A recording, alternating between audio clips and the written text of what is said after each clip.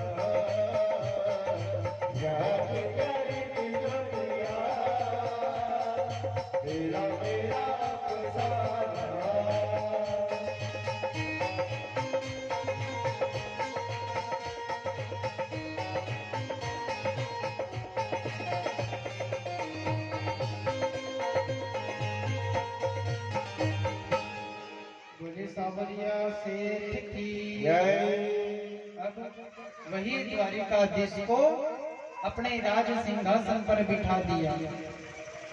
अब राज सिंहासन पर बिठा करके चरण की तरफ देखा तो सुदामा के चरण में महाराज कांटे लगे हुए थे और ये दशा देख करके द्वारिकाधीश को रोना आ गया। अब द्वारिकाधीश ने कहा रुक्मिणी मैया से जाओ जल भर करके लाओ, अपने घर ब्राह्मण देवता पधारे हैं। इतने में तो द्वारिकाधीश के आंखों से इतने आंसू बरसे कि जल लेकर के आए, जब तक तो आंसू इतने आंसू आए महाराज के भगवान ब्राह्मण देवता के चरण धो दिए। अब वही भक्त वत्सल करुणा निधान कहते राजन, वही भक्त वत्सल करुणा निधान कहते हैं कि ऐसी दशा सुदामा को, इस तरह की सुदामा की दशा द्वारिकाधीश को देखी नहीं गई महाराज। और सुदामा जी रो रहे हैं, इधर द्वारिकाधीश रो रहे हैं और इसी प्रकार कह रहे क्या कि देख सुदामा की दीन दशा वो करुणा करके करुणा ने दिरोगे पाने परात को हाथ छुओ नहीं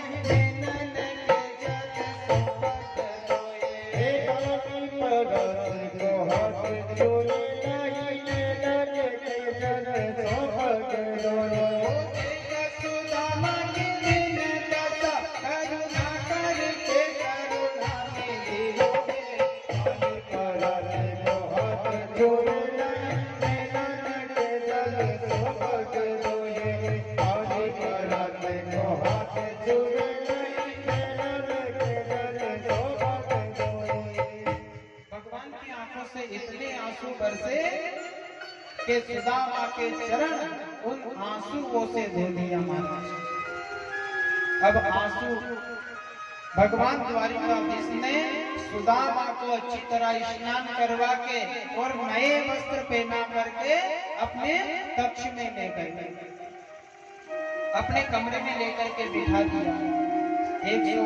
16,108 रानी खड़ी है, सभी हंस रही कि ये कैसा मित्र आया, अजूबा मित्र, और ये कौन सी मित्रता है महाराज, ऐसा मेहमान है। अब वही भक्त वत्सल करुणा निधान कहते राजन, सुदामा जी के पास 3 मुट्ठी चावल थे। सुदामा जी सोचे कि इन रानियों के सामने द्वारिकाधीश को ये टूटे चावल कैसे दे दे, ऐसे चावल कैसे खिलाऊं प्रभु को।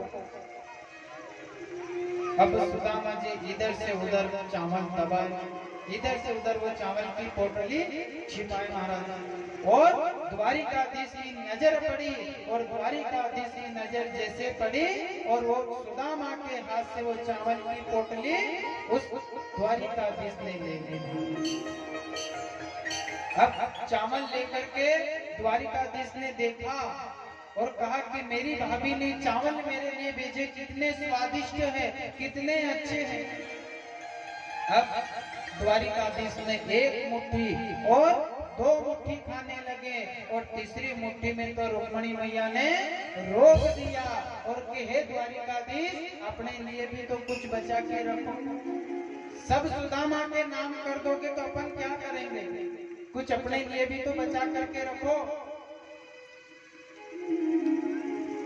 तो द्वारिकाधीश ने 2 मुट्ठी में क्या क्या राज दे दिया था ब्राह्मण को, सुदामा जी को क्या राज दिया कि पहली मुट्ठी में प्रभु ने स्वर्ग सुदामा के नाम किया रे, पहली मुट्ठी में भी प्रभु ने स्वर्ग सुदामा के नाम किया रे, दूसरी मुट्ठी में पृथ्वी लोक का वैभव सौंप दिया रे, तीसरी मुट्ठी में देने लगे, वो तीसरी मुट्ठी में देने लगे, वैकुंठ की लक्ष्मी ने रोक दिया रे, अपना निवास बेदान में दे दिया, ऐसा पिया मेरा दानी रे, अपना निवास भी दान में दे दिया, ऐसा मेरा पिया दानी।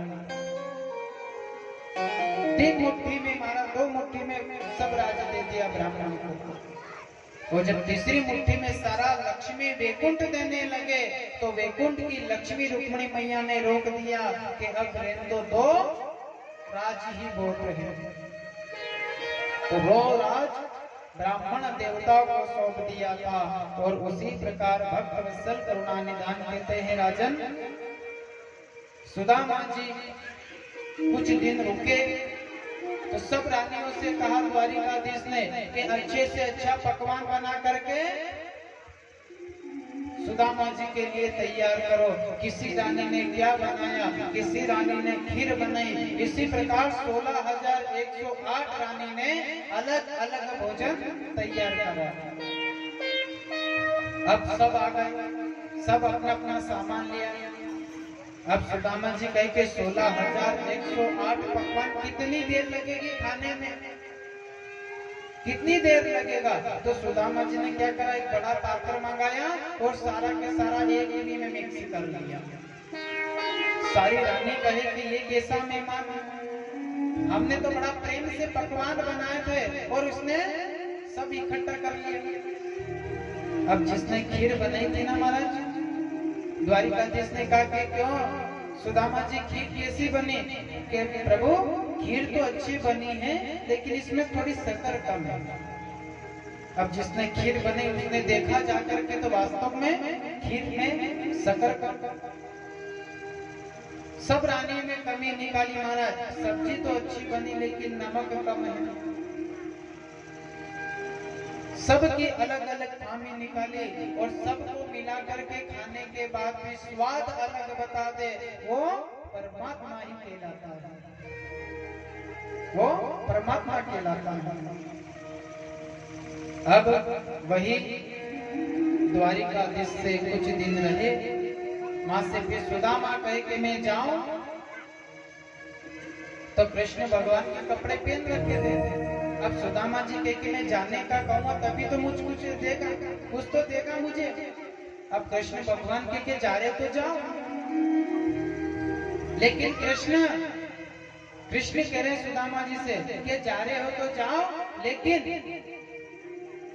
मेरे कपड़े पहन रखे हैं आपने, वो कपड़े बदल के चले जाना।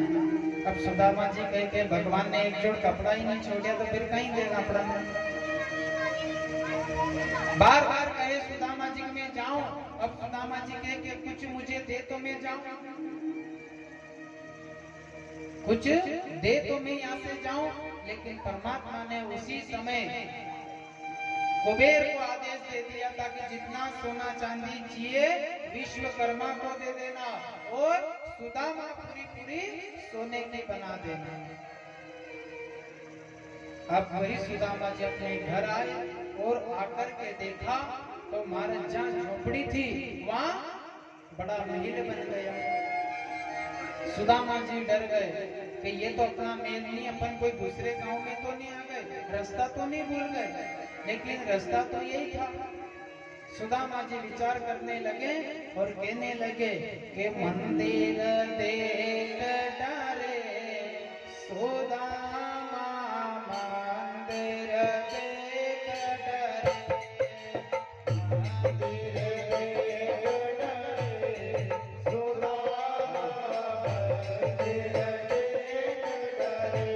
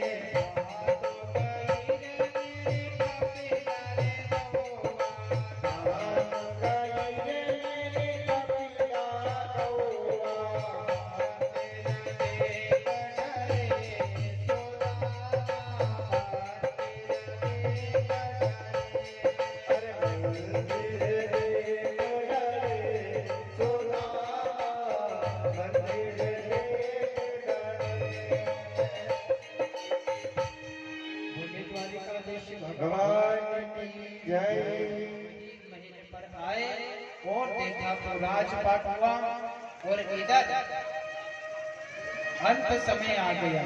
कौन सा अंत समय? परीक्षित जी कह रहे हैं कि अब मेरा समय अंत समय हो गया है, अब मुझे तक्षक सर्प डसने वाला है, अब मुझे तक्षक सर्प डसने वाला है। तो सुखदेव जी कहते हैं कि आपने श्रीमद् भागवत कथा 7 दिन तक सुनी है, अब चिंता मत करो। तो परीक्षित जी ने कथा सुनी और कथा सुन करके भागवत जी का पूजन किया और प्रणाम करके अपने घर जाने लगे। अब घर जाने लगे तो वन में जाकर के थोड़ी देर परीक्षित जी महाराज बैठ गए थे। तो उसी समय वही तक्षक श्रृंगी ऋषि के श्राप के कारण वही दिन आया, 7वां दिन आया और आकर के वह तक्षक सर्प आया। लेकिन भागवत कथा श्रवण कर रखी थी तो भगवान ने ब्राह्मण का रूप बना करके आए और उस तक्षक सर्प को बहुत सारा धन दिया कि ये धन लेकर के यहाँ से चला जाता। वो वहां से तक्षक सर्प धन लेकर के अपने घर चला गया और इधर भगवान ने तक्षक का रूप बना करके और राजा परीक्षित के पास गए और परीक्षित जी महाराज के पास जाकर के परीक्षित जी को डस लिया और उसकी अकाल मृत्यु नहीं हुई बल्कि उनकी मुक्ति हो गई। और श्रीमद् भागवत महापुराण की जय।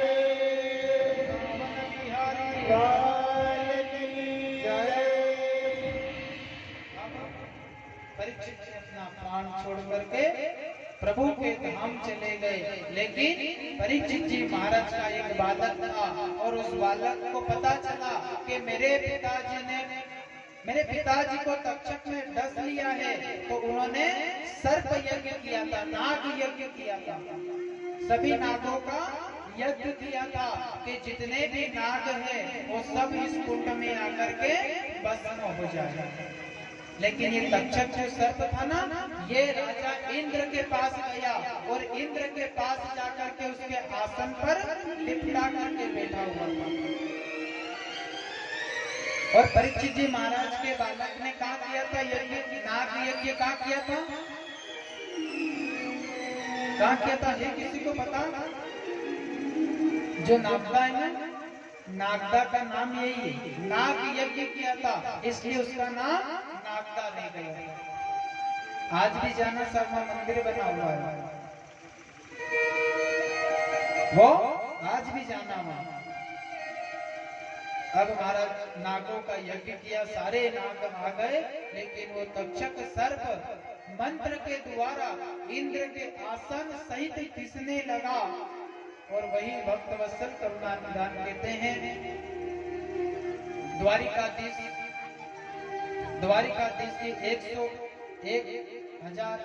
16,108 रानी थी और एक रानी जो सत्यभामा नाम की जो पत्नी थी उसके 10 बालक थे।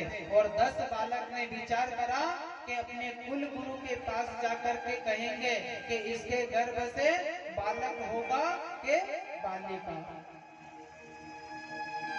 दोनों बालक ने नाटक किया महाराज, एक ने अपना गर्भ बना करके नाटक किया और एक दूल्हा बन गया।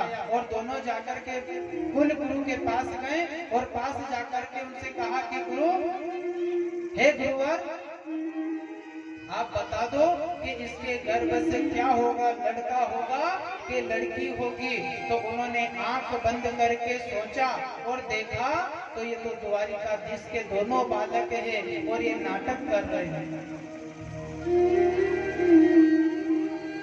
तो गुरुवर ने कहा कि इसके गर्भ से ना तो बालक होगा ना बालिका होगी, इसके गर्भ से मूसल का जन्म होगा।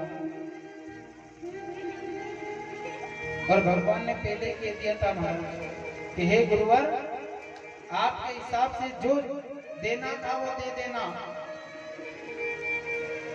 अब वही मूसल का जन्म हुआ और वही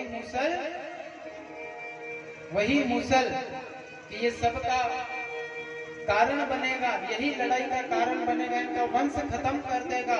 तो उन्होंने क्या करा, उस मूसल को घिस करके पानी में बह दिया, नदी के किनारे छोड़ दिया और एक छोटी सी चीप बनी थी उसने अपने बाण में लगा दिया महाराज। अब कई वर्ष हो गए, कई वर्ष के बाद नदी के किनारे जो मूसल घिसा था ना, उसका जो घिस करके जो बह करके चला गया और जो रुक गया, उसी से वहां एक तेज घास खड़ी हो गई महाराज। नदी के किनारे देखना एक तीखी घास खड़ी रहती महाराज, उससे हाथ कट जाता है। तो वही बालक आपस में लड़ने लगे, द्वारिकाधीश के सारे बालक आपस में लड़ने लगे और लड़ते लड़ते उस घास को उखाड़ करके एक दूसरे को देने लगे और आपस में देते देते उनका सारा वही सारे बालक खत्म हो गए। अब द्वारिकाधीश बचे, रुक्मणी मैया दोनों बचे हुए हैं, सारा परिवार नष्ट हो गया है। अब अपन भी कहीं जाएं, अपन भी अपने धाम को चलते हैं। तो वही द्वारिकाधीश कहते हैं द्वारिकाधीश कहीं नहीं गए थे। उन्होंने कहा था कि अगर मैं चला जाऊंगा तो कलयुग के लोगों को क्या पता चलेगा कि कृष्ण ने क्या लीला की, राम जी ने क्या लीला की, किसी को पता नहीं चलेगा। इसलिए भगवान द्वारिकाधीश कहीं नहीं गए हैं। द्वारिकाधीश साक्षात श्रीमद् भागवत कथा ही है, यही कृष्ण है। और आज इसी कृष्ण की कथा आप कलयुग के लोगों को बताते हैं कि कृष्ण जन्म में क्या लीला हुई, कृष्ण जन्म में क्या हुआ, राम जन्म में क्या हुआ। वही द्वारिकाधीश अपने धाम को चले गए। सारे देवता लोग जहां से आए थे वहां अपने स्थान पर चले गए। और वही सुखदेव जी कहते राजन के जो 6 दिन तक कथा सुनने नहीं आए थे, 6 दिन कथा सुनने नहीं आए थे, ने वो 7वें दिन आ जावे तो उसको सारी कथा का फल मिलता है। तो ध्यान पूर्वक आंखें बंद करके ध्यान से सारी कथा सुनना कि शुरू दिन से लेकर के आज तक अपन ने कौन कौन सी कथा कही है, ये आपको सुनना है। और इससे सारी 7 दिन का कथा का फल आपको मिलेगा। अब शुरू दिन से कथा कौन कौन सी हुई थी? भक्ति योग का निरूपण, व्यास जी, नारद संवाद का प्रसंग, नारद जी का पूर्व चरित्र, राजा परीक्षित जी और समीप नंदन श्रृंग ऋषि का श्राप, परमहंस शिरोमणि श्री सुखदेव जी का आगमन और योग धारण के द्वारा शरीर को त्यागने की विधि और ब्रह्मा नारद संवाद और 24 अवतार का वर्णन। दूसरा दिवस में उद्धव जी और विदुर जी की भेंट, उद्धव जी के द्वारा भगवान श्री कृष्ण की बाल लीला और फिर विदुर जी और मित्र जी के पास जाना और विराट की पुरुष की उत्पत्ति होना, ब्रह्मा जी की उत्पत्ति होना, मनवंतर काल आदि का वर्ण होना, 12 भगवान का अवतार होना, जय विजय की कथा होना, संतादि विषय को श्राप देना, हिरण्यकश्यप और हिरण्यकश्यप का जन्म होना, हिरण्यकश्यप का वध हो जाना, कपिल देव जी का जन्म होना, माता देवहूति को शाक्य उपदेश का वर्ण देना। और तीसरे दिन में आता है स्वयंभू मनु की कन्या का वंश, प्रजापति दक्ष का यज्ञ विध्वंस, यज्ञ की पूर्ति ध्रुव चरित्र होना, महाराजा पृथु का जन्म होना, चरित्र एवं वंश परंपरा पुरंजन वाक्य प्रेचेता का भगवान विष्णु का वरदान देना और प्रिय व्रत चरित्र राजा नाभि का चरित्र होना, ऋषभ देव और भरत जी का चरित्र होना। और चौथे दिन में अजामिल पाठ्यन होना, अजामिल को तारना, विष्णु दूतों के द्वारा धर्म का विवरण करना, दक्ष प्रजापति कन्याओं और उनका वंश होना, नर और नारायण कवच होना, वृत्तासुर का वध होना, मरुत गणों की उत्पत्ति होना। और 5वें दिन नारद युधिष्ठिर संवाद होना, प्रहलाद चरित्र होना, हिरण्य कश्यप वध होना, मानव धर्म का चारों वर्ण होना, वही ग्रस्त के सदाचार आदि का वर्ण होना, वही प्रभु हरिश्चंद्र की विवरण होना, सगर चरित्र होना, भागीरथ जी के द्वारा गंगा जी को लाना, भागवत भगवान श्री राम जी का जन्म होना और लीला का वर्ण होना, निमि वंश का चंद्र वंश का वर्ण होना। 6ठे दिवस में श्री कृष्ण बलराम जन्म इनकी विधि लीलाओं का वर्ण होना, रुक्मणी मैया मित्र सुदामा पर दुष्ट दानव का संहार करना और एकादश स्कंद में यदुकुल को ऋषियों को श्राप देना, 9 योगेश्वर की कथा होना, अवधूत का भगवान श्री हंस रूप के संतादि को उपदेश देना। और 7वें दिन कलयुग के राजवंश एवं धर्म का वर्ण होना, 4 प्रकार के प्रलय बताए गए, परीक्षित की परम गति हुई, वेदों के शाखा के द्वारा मार्कंडे की तपस्या होना और माया दर्शन का वर्ण होना और भगवान के अंग और उप अंग का वर्ण होना और सारे देवता अपने स्थान पर चले जाना। बोली श्रीमद् भागवत महापुराण की जय। उसीलिए श्रीमद् भागवत कथा की कथा यह पूर्ण होती है। और वही द्वारिकाधीश सभी से कह रहे हैं कि हमें छोड़ करके मत जाना और आपने जितना भी वादा किया है वो सारा वादा निभा करके जाना है द्वारिकाधीश। तो इसीलिए द्वारिकाधीश से कह रहे हैं कि हम ना भूलेंगे तुमको कन्हैया, तुम भुलाने की कोशिश ना करना।